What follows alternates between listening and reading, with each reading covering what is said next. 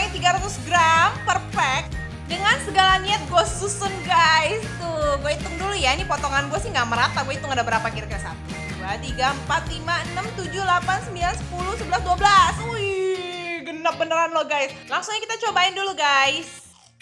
Rasa di dalamnya tuh ada telurnya. Terus ada rasa daging-dagingan yang mendok banget. Luarnya ini crunchy, dalamnya tuh lembut guys. Lu kayak lagi makan tamago goreng tapi berdaging guys.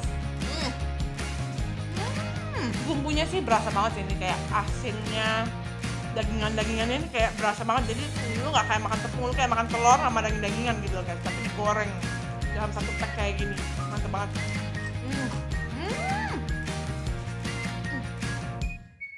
Sambal kesukaan gue yaitu sambal belibis. Itu dari segala sambal ini top sih bagi gue. Nah, kita cobain ya pakai sambal guys. Mantep. Guys, ini tuh beda sama nyohyong itu kan biasa dia pakai kulit tahu. Kalau ini tuh enggak guys. Jadi tapi ini menarik juga sih, rasanya gue suka sih, ini enak. Makin dimakan makin enak. Kalau suka ikan Semarang, kudu banget cobain ini. Free delivery minimal 2 pack dari Serpong area.